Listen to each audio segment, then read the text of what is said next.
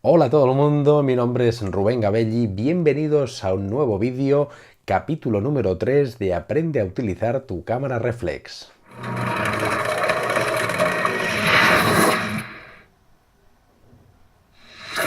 Bien, en este capítulo número 3 vamos a centrarnos con el diafragma. En el capítulo anterior, capítulo número 2, si os acordáis, hablamos de lo que era la obturación, la velocidad de obturación, que os recuerdo que eran unas cortinillas que estaban ubicadas en el cuerpo de la cámara y de hecho era el último obstáculo que tenía la luz para llegar a su destino final, que es el sensor.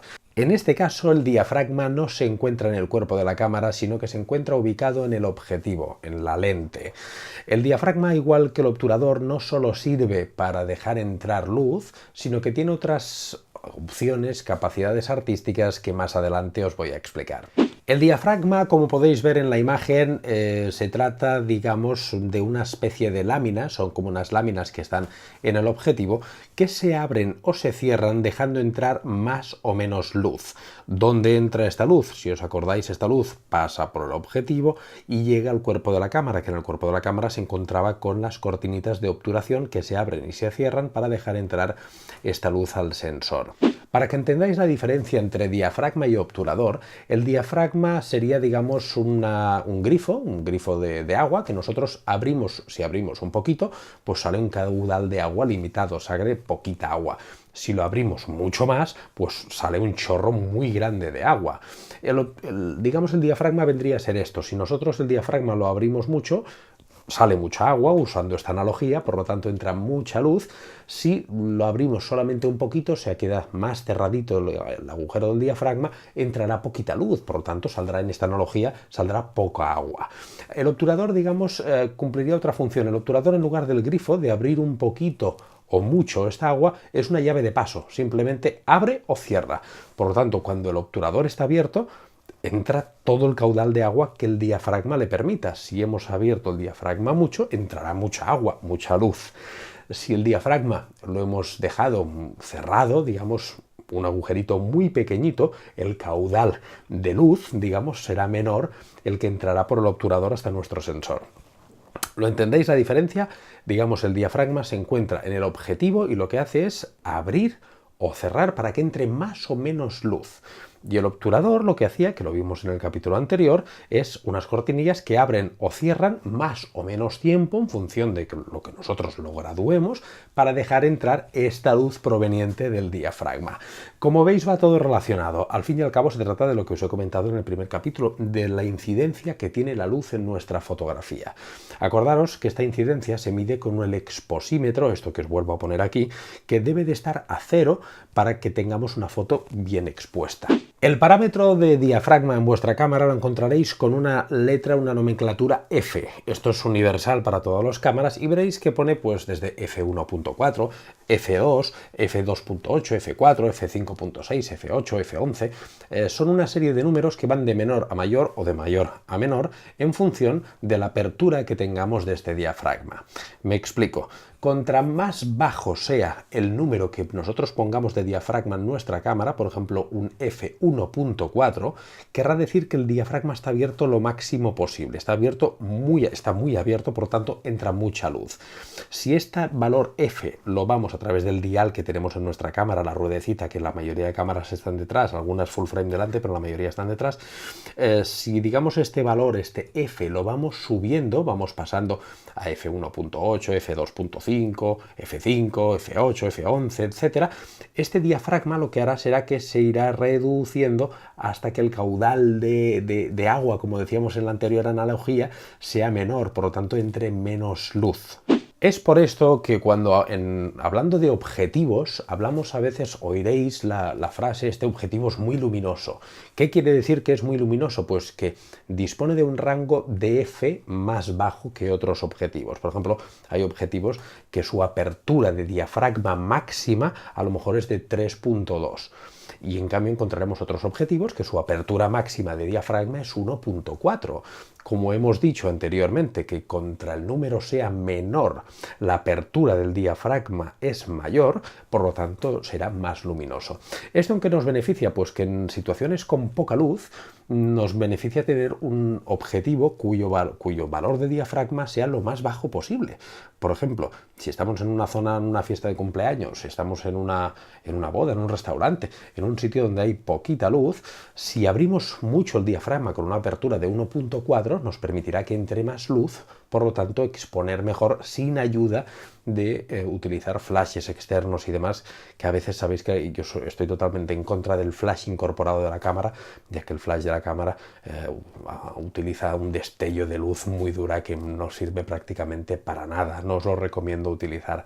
En cambio, si tenemos diafragmas de apertura muy amplia, o sea, de una f1.4, f1.8, f2.0, son, digamos, objetivos muy luminosos que nos permiten, como os he comentado, disparar con condiciones de luminosidad complejas. Evidentemente los objetivos son mucho más caros contra el número F sea menor, por lo tanto contra más luminosos es lo que va a determinar, una de las cosas que va a determinar el precio del objetivo. Veréis que hay precios de objetivos muy distintos y la mayoría, si os fijáis en las especificaciones técnicas, si tienen el F más bajito, un F1.4, 1.8, un 2.0, que son objetivos muy luminosos, veréis que el precio se dispara. En cambio, otros objetivos que sean de 3.2, de 4.5, pues son objetivos que serán más económicos. ¿Por qué? Porque son menos luminosos, son de menos calidad. Dicho esto, me imagino que lo que es el aspecto mecánico de lo que es el funcionamiento del diafragma os ha quedado claro. Es muy sencillo. Son unas láminas que se abren y se cierran. Vosotros lo habréis visto infinidad de veces lo que es un diafragma en fotografías y vídeos y demás. Os lo estoy poniendo aquí para que lo veáis, pero es muy sencillito. Son estas láminas que se abren y se cierran para dejar entrar más o menos luz. Esto lo tenemos claro. Pero al igual que el obturador, si nos acordábamos, hacía una función parecida, o sea, dejaba entrar más rato luz o menos rato luz, y tenía una contra que la podíamos utilizar para hacer fotografías artísticas, digamos, si queríamos hacer una fotografía de larga exposición con este efecto de agua sedoso.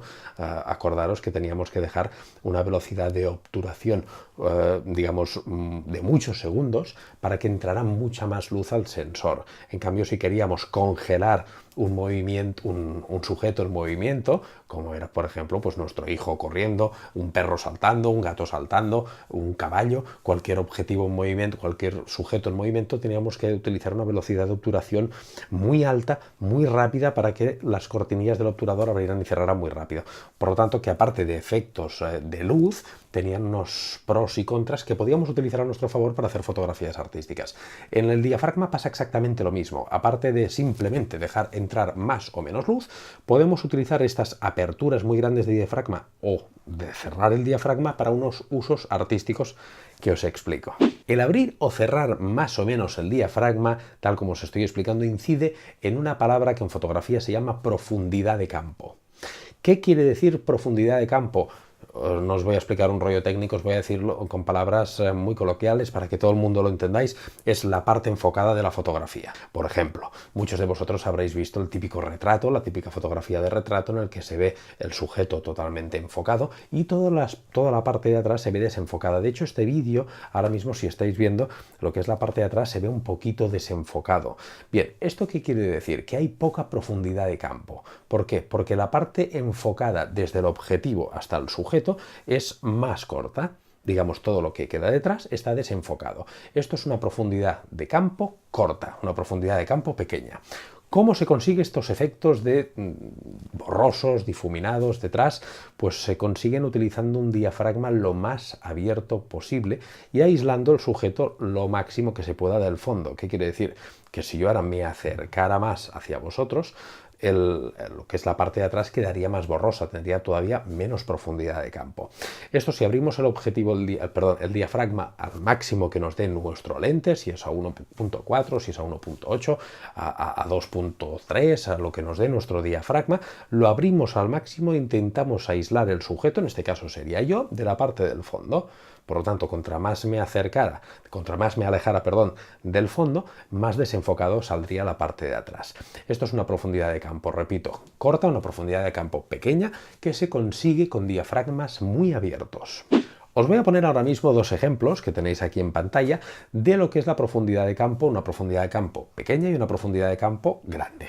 La profundidad de campo grande se consigue al revés que la corta, obviamente, y es cerrando al máximo que podamos el diafragma. Lo que conseguimos cerrando al máximo el diafragma es que entre menos luz y, por tanto, quede toda la fotografía totalmente enfocada. Por lo tanto, si yo ahora en esta grabación que me estoy haciendo cerrara mucho más el diafragma, lo que es la parte de atrás, que es el ordenador, el otro monitor que hay y demás, lo veríais totalmente enfocado igual que veis mi cámara. En estas fotografías estáis viendo la diferencia de la profundidad de campo. Esta fotografía que estáis viendo ahora es una fotografía con estos tres rotuladores fluorescentes. Estáis viendo que lo que es el rotulador rosa lo veis perfectamente enfocado, mientras que los otros, toda la parte de atrás, la veis borrosa. ¿Por qué? Porque esta fotografía la he tomado con una apertura de diafragma 1.8. Al abrir tanto el diafragma y enfocar, digamos, al sujeto rosa, digamos, al rotulador rosa, ha quedado el rotulador perfectamente enfocado y todos los demás los estáis viendo que están desenfocados. Esto es uno de los aspectos que afecta la profundidad de campo, por lo tanto, los pros y los contras que tiene el diafragma, abrirlo o cerrarlo, y que tenemos que ir con cuidado. Por lo tanto, repito, en esta fotografía se ha hecho digamos, una apertura de diafragma muy grande, por lo tanto tenemos poca profundidad de campo. En esta segunda fotografía, que es la misma, estáis viendo el efecto contrario. Estáis viendo que los tres rotuladores están totalmente enfocados por igual. ¿Por qué? Pues porque he hecho el efecto contrario. He cerrado totalmente el diafragma, por lo tanto queda todo totalmente enfocado. No solamente podéis ver el rotulador rosa como podíais ver antes, sino que podéis ver todos enfocados. ¿Esto cómo lo conseguimos? Repito, al revés, que la profundidad de campo corta, pues tener mucha profundidad de campo se consigue cerrando el diafragma. Bien, ahora que ya sabéis qué es el diafragma, en qué incide, que aparte de que sea un regulador de luz, que sea un grifo, digamos, que abrimos más o menos para que entre más agua o menos agua, usando esta analogía que habíamos dicho antes, aparte de esto tiene una incidencia en nuestra profundidad de campo, que es que las fotografías queden todas totalmente enfocadas. Por lo tanto, tenemos mucha profundidad de campo, diafragma muy cerrado, letra F lo más alta posible, o por contra que tengamos muy poca profundidad de campo, acordaros, diafragma muy abierto, letra F lo más baja posible. Dicho esto, igual que en el capítulo anterior os expliqué que la obturación tenía en el dial de la cámara tenía un modo semiautomático de prioridad a la obturación, que era la letra S, de velocidad en inglés. En este caso tenemos el dial que corresponde a lo que es la prioridad de apertura de diafragma. En Nikon es la sigla, la letra número A. Os dejo también la equivalente en Canon. Y estos modos semiautomáticos, acordaros que son los que estamos aprendiendo ahora en estos primeros capítulos, son muy importantes, van muy bien para que nos tengamos que centrar única y exclusivamente en lo que queremos hacer del diafragma. Por ejemplo, os pongo un ejemplo. ¿Cuándo podríamos usar este modo, este dial con la sigla A para simplemente controlar el diafragma? Muy sencillo. Imaginamos que nosotros queremos hacer una fotografía, como os he dicho, de nuestro hijo, de nuestra mujer, de quien sea, de una fotografía de retrato, y queremos que el sujeto, la cara, quede enfocada y la parte de atrás quede totalmente desenfocado. Tal como os he comentado, sabemos que para obtener una fotografía de este tipo tenemos que abrir al máximo el diafragma. Por ejemplo, si nuestro objetivo nos permite 1,8, pues lo pondríamos a 1,8. Si os acordáis, en el triángulo de exposición que os expliqué también, os hice referencia en el anterior capítulo, lo explicaremos en profundidad más adelante, todo lo que toquemos de un parámetro, por ejemplo del diafragma, afecta a la obturación. ¿Qué quiere decir? Que si yo, digamos, abro mucho el diafragma, está entrando mucha luz. Por lo tanto, si la velocidad de obturación también hace que las cortinillas estén abiertas mucho rato, entrará mucha luz. La fotografía me saldrá quemada, no me servirá. O al revés, si cerramos mucho el diafragma, entra muy poquita luz y tenemos una velocidad de obturación muy rápida, por lo tanto también dejará entrar muy poca luz, no veremos nada, la fotografía saldrá totalmente negra. ¿Qué quiere decir? Que cuando tocamos un valor de, digamos, el diafragma, tenemos que tocar el otro de la obturación. Esto se hace en el modo manual y al principio es más complejo. Por eso os estoy explicando estos modos semiautomáticos, porque solamente os tenéis que fijar en el valor que le queráis dar de diafragma de obturación, usando un modo de ideal o usando otro, y la cámara hace que todos los demás parámetros los ajusta ella totalmente automático y os tenéis que olvidar. Por tanto, lo que os estaba explicando, que me estoy enrollando mucho. Si queremos hacer una fotografía, por ejemplo, a un sujeto y que el fondo salga desenfocado, pondríamos el dial de nuestra cámara en el modo A, que es prioridad a la apertura, y por ejemplo pondríamos una velocidad con nuestra ruedecita de atrás, pondríamos un f1.8, 2.0, el más bajito que tengamos. Usando este F tan bajito nos aseguraremos de que haya poca profundidad de campo y que por lo tanto toda la parte de atrás salga desenfocada.